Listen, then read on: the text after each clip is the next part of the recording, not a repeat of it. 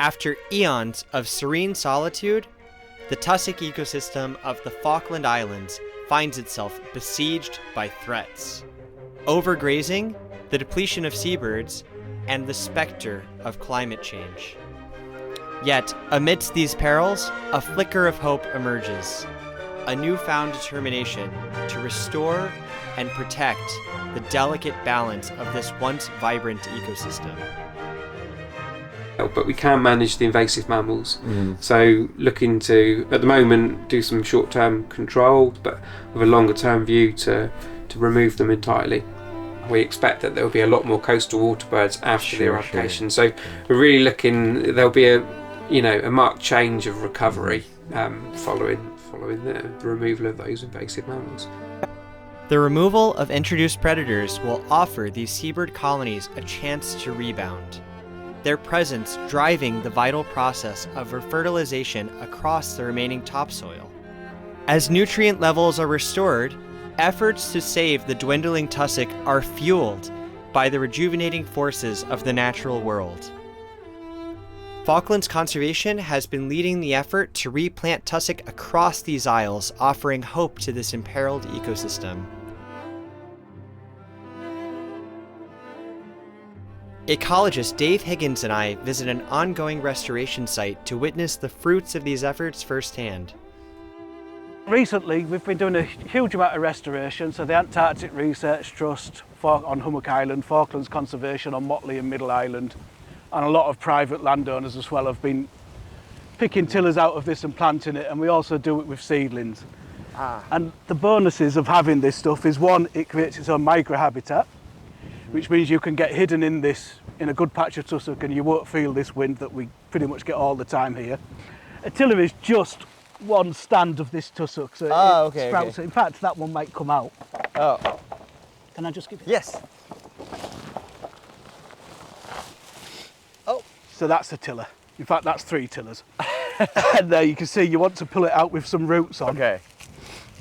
And then to plant it, we'd probably separate that and do it in 2. So to plant it, you just make a little bit of a slit, pull it back, push that in, and then just stamp it in. All right. And that is your restoration. Bring on the shearwaters. There you go. I'll let you do the next one. So just put your foot on it and dig it into about a spade's depth. Okay. And then, and that'll be enough. Like that. Still got roots on the bottom. Is this 2 tillers or 1? It's 2, but they can go in together. All right. I guess they were growing together anyway. Yes. I don't know if it's gonna stay. Let me just get this in for you. All right. A little wide. I don't know. I think yours is better. And then just stamp it in from both sides. What may be a small step for me is a large step for tussock. The impact of these efforts extend beyond the shores of the Falkland Islands, offering a lifeline to both local wildlife and the global climate. Tussock habitats serve as natural carbon sinks, capturing and sequestering carbon from the atmosphere in the form of peat. In the ongoing battle against global warming, these tussock grasslands emerge as valuable allies. The most carbon-rich peatlands in the world are tussock peats. Tussock peat can accumulate 15 to 20 times faster than an average peat. Wow, and that's carbon sequestering. Yes. Yeah. Which is why, or one of the many reasons why we want to plant tussock where we can. I think we are all team tussock. It is estimated that Falklands tussock alone captures an astounding 2.3 million tons of carbon annually, underscoring the vital role of these remote ecosystems in mitigating the impacts of climate change on a global scale. Okay. So if I just dig a little bit here, I'll just give you that a sec. Yes.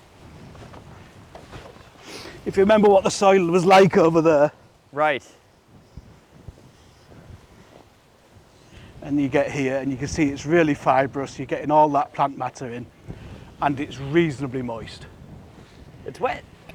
Newly planted tussock can help catch dry peat and prevent it from blowing away, slowing down the process of erosion.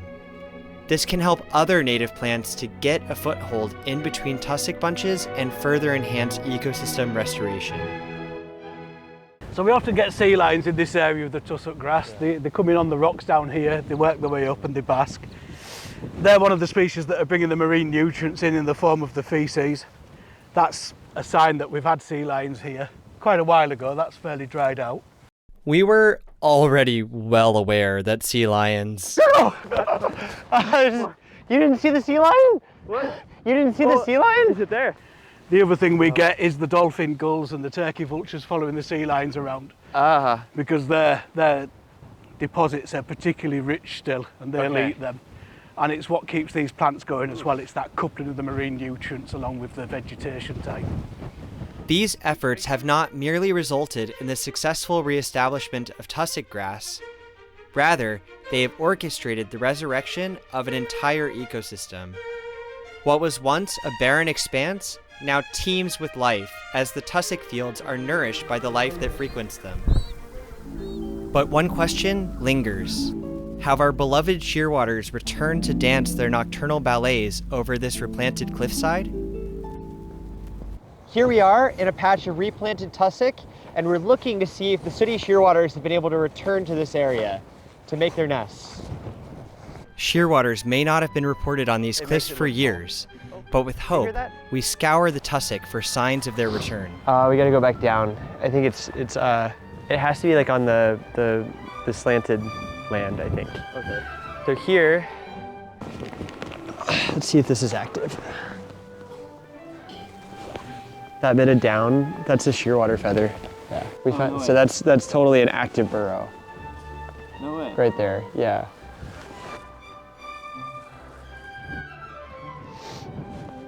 Oh, I think that's one under there. Yeah. That's another shearwater feather, like the sooty, it's like sooty gray. I don't want a penguin to bite my leg either. So these are totally shearwater burrows. I think it would hurt pretty bad.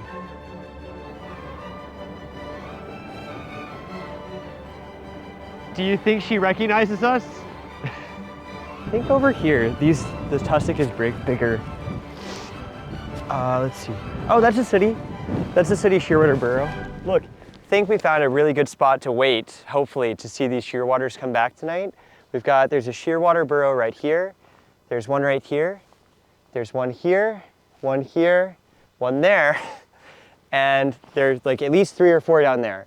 So my bet is if we camp out here as it starts to get darker, we should be able to see some shearwaters up close, hopefully coming in. Do you see them? Back there? Yeah, did you see them? Yeah. Look, there's more. Oh yeah. They're going farther. Behind me right now are hundreds of sooty shearwaters. They've been foraging all day at sea, and now they're coming back to hopefully incubate the eggs that are in their burrows here in the tussock grass. So now it's just a waiting game. We're really hoping that some of these sooty shearwaters are going to come in close and come occupy some of these burrows that are around us.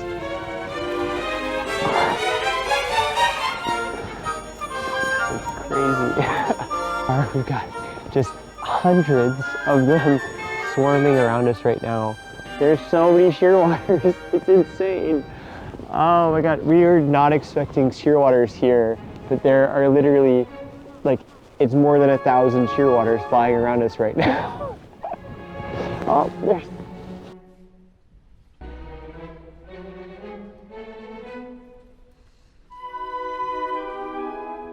I think what I enjoy the most is that there's a real opportunity here to do something that is proactive and will actually make a really beneficial impact. In terms of a restoration project like this, there's a real tangible benefit.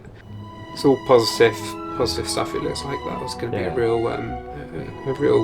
positive way to reduce that impact. Mm-hmm. Mm.